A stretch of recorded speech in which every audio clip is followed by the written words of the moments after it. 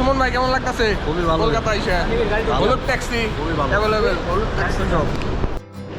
আমরা boarding pass পেয়ে গেছি অলরেডি। বোর্ডিং পাস নিয়ে আমরা ইমিগ্রেশনের দিকে যাচ্ছি। ইমিগ্রেশন কমপ্লিট করে আমরা ইমিগ্রেশন কমপ্লিট করলাম। ইমিগ্রেশন কমপ্লিট করে এখন আমরা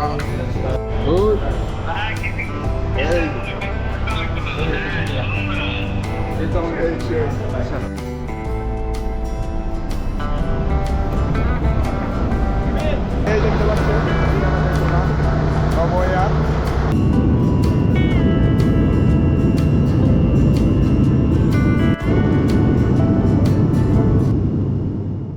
Kolkata the city of joy, এটিকে বলা হয় পশ্চিমবঙ্গের রাজধানী। কলকাতার কথা আসলেই মনে পড়ে যায় সেই স্মৃতিবিজড়িত হলুদ ট্যাক্সির কথা। ছোটবেলা থেকে শুধু টলিউডের সিনেমাগুলোতে এই হলুদ ট্যাক্সি দেখে বড় হয়েছি। মনে খুব ইচ্ছে ছিল যে এই হলুদ ট্যাক্সিতে জীবনে একবার হলেও উঠব। তো ফাইনালি আজকে আমি যাচ্ছি সেই হলুদ ট্যাক্সির নগরী কলকাতায়। এখন থেকে আপনারা আমার কলকাতা সিরিজের সকল ভিডিও দেখতে পাবেন আমার এই চ্যানেলে। তাই আর দেরি না করে আমার সকল ভিডিও উপভোগ করতে এখনই সাবস্ক্রাইব করে রাখুন এবং বেল আইকনে ট্যাপ করে রাখুন, যাতে পরবর্তী ভিডিও নোটিফিকেশন আপনার ফোনে সবার আগে চলে যায়। হজরত শাহজালাল আন্তর্জাতিক বিমানবন্দর, এটি আমাদের বাংলাদেশের একমাত্র আন্তর্জাতিক বিমানবন্দর। প্রথমবারের মতো এই বিমানবন্দরের ইন্টারন্যাশনাল টার্মিনালে প্রবেশ করলাম, আর এটি আমার জীবনের প্রথম বিমান জার্নি হতে যাচ্ছে। আজকে আমি যাচ্ছি নবয়ার ফ্লাইটে করে ঢাকা থেকে কলকাতা। আজকের দিনটি খুবই স্মরণীয় হতে যাচ্ছে, তাই এই দিনটি আপনাদের সাথেও শেয়ার করব। আমার সাথে যাচ্ছে খুবই শ্রদ্ধেয় তিন বড় ভাই, সবুজ ভাই, শাওয়াল ভাই এবং সুমন ভাই।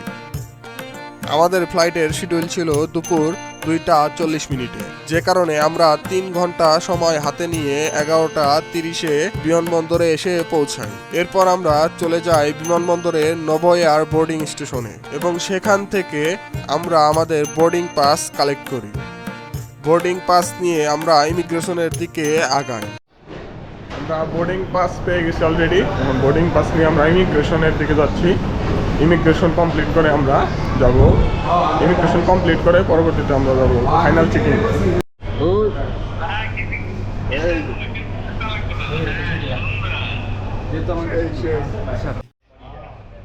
বন্ধুরা আমরা এখন বোর্ডিং পাস নিয়ে এবং ইমিগ্রেশন কমপ্লিট করলাম। ইমিগ্রেশন কমপ্লিট করে এখন আমরা এরপর ইমিগ্রেশন কমপ্লিট করে আমরা এগিয়ে যাই ফাইনাল চেকিং এর দিকে। ফাইনাল চেকিং এর পূর্বে আমাদের বোর্ডিং পাসগুলো আবার চেক করে নেওয়া হচ্ছিল।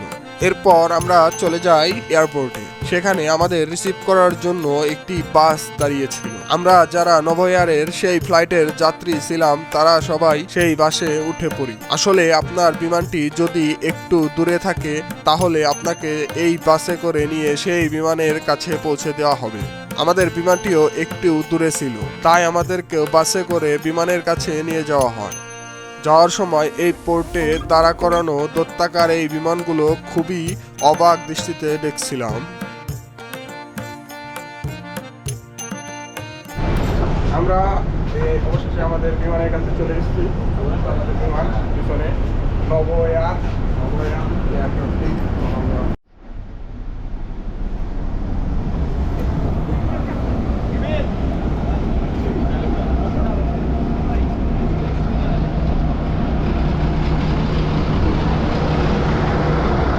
এই দেখতে পাচ্ছেন আমাদের বিমান নবয়ার। এই ফটোটি হচ্ছে বিমানটি আসলে ছোট হলেও আসলে খুবই আনন্দ লাগছে বিমানটি দেখে। নবয়ার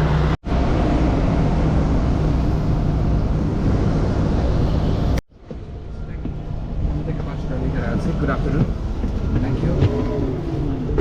মাঝখানে 8 নাম্বার লেফট উইন্ডো সাইড। ধন্যবাদ। স্বাগতম স্যার। আসসালামু আলাইকুম। মাঝখানে 10 আমরা বুক করেছিলাম ইকোনমিক ক্লাসের টিকিট। এই ইকোনমিক ক্লাসে এক সাইডে 2টা করে টোটাল 4টা সিট থাকে। ভাগ্যক্রমে আমার সিটটা উইন্ডোয়ের পাশেরটাই পেয়ে যায়। এখান থেকে আপনাদেরকে হয়তোবা ভালো একটা ভিউ দিতে পারবো। আর হ্যাঁ, আমাদের টিকিটের দাম পড়েছিল 8,850 টাকা করে, যা হয়তোবা একটু বেশিই পড়েছে, কারণ আমরা টিকিটটি একদিন আগে কেটেছিলাম। আপনারা কিছুদিন আগে কাটবেন, তাহলে হয়তোবা কিছুটা হলেও কমে পাবেন। একটু পরেই আমাদের বিমান চলতে শুরু করে। তবে যাই বলুন, আজকের ওয়েদারটা কিন্তু খুব ভালো। আকাশে জমাট বাঁধা সাদা সাদা তুলোর মতো মেঘ। ভাবতে অবাক লাগে একটু পরে আমরা সেই মেঘের দেশেই যাব। এখন কিন্তু আমাদের বিমানটি ওড়ার জন্য প্রস্তুতি নিচ্ছে।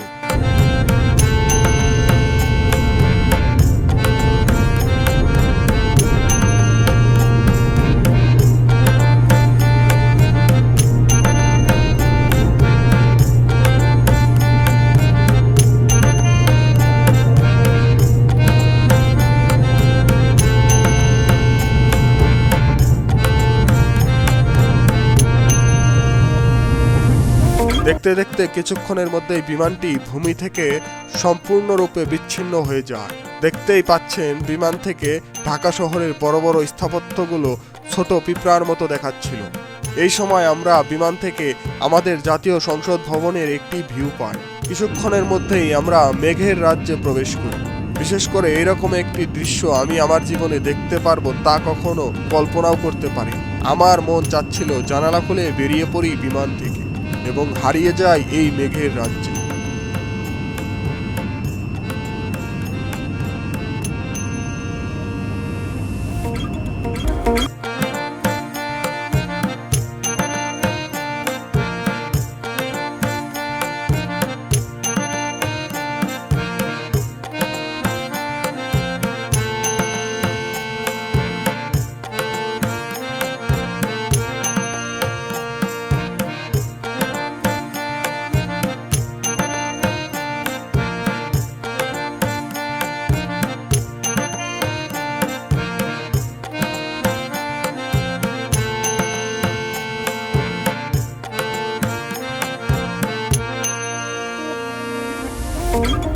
মেঘের দৃশ্য দেখতে দেখতে আমাদের বিমানের ক্রু একটি বার্গার এবং এক বোতল পানি নিয়ে হাজির হয়। আমার খুবই ক্ষুধা লেগেছিল, তাই আর দেরি না করে ঝটপট খেয়ে ফেলি। এরপর আবার ব্যস্ত হয়ে পড়ি মেঘের দৃশ্য দেখা। এই আকাশের মেঘের সাথে খেলা করতে করতে আমরা অবশেষে পৌঁছে যাই কলকাতার সুভাষচন্দ্র বসু এয়ারপোর্টে। এখন আমাদের বিমানের ল্যান্ডিং এর পালা। এ সময় আমার খুবই ভয় লাগছিল, না জানি কত জোরে ধাক্কা লাগবে।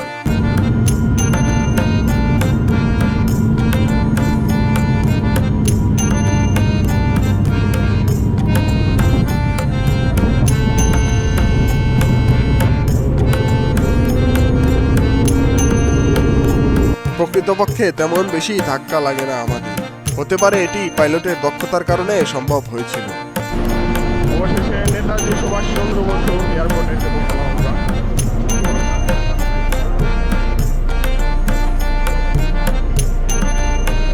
বিমান থেকে নেমে আমরা আবার গাড়িতে উঠে পড়ি এবং পৌঁছে যাই বিমানবন্দরে।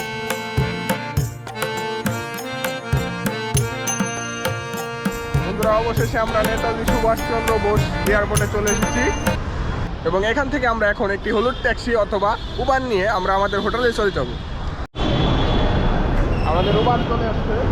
উবারে আমরা উবারের গাড়িতে আর কি ব্যাগ উঠিয়ে এখন আমরা উবারে চলে যাবো হোটেলে। তাহলে সুমন ভাই, কেমন লাগতেছে? খুবই ভালো। কলকাতা এসে হলুদ ট্যাক্সি খুবই ভালো। অ্যাভেলেবেল, হলুদ ট্যাক্সি সব। এখানে দেখতে পাচ্ছেন অসংখ্য হলুদ ট্যাক্সি রয়েছে এবং এসি করা উবারের গাড়িও রয়েছে এখানে অনেক। এখন আমরা এখান থেকে একটি গাড়ি নিয়ে আমরা আমাদের হোটেলের উদ্দেশ্যে রওনা হব। এখান থেকে এয়ারপোর্টটি দেখতে খুবই অসাধারণ লাগছে, খুবই অসাধারণ একটি ভিউ লাগছে এখান থেকে দেখতে এয়ারপোর্টটি। বিমানবন্দর থেকে বাইরে বের হয়ে হলুদ ট্যাক্সি দেখে মনে অন্যরকম আনন্দ অনুভব করছিলাম। এই বুঝি অবশেষে চলে আসলাম হলুদ ট্যাক্সির নগরীতে। এখান থেকে একটি ট্যাক্সি বা উবার ভাড়া করে আমরা চলে যাব হোটেলে। আমরা এই কলকাতা শহরে বেশ কিছুদিন থাকবো, আর আমরা এই কলকাতা শহর কি কি করব তা তুলে ধরবো এই ভিডিওর মাধ্যমে।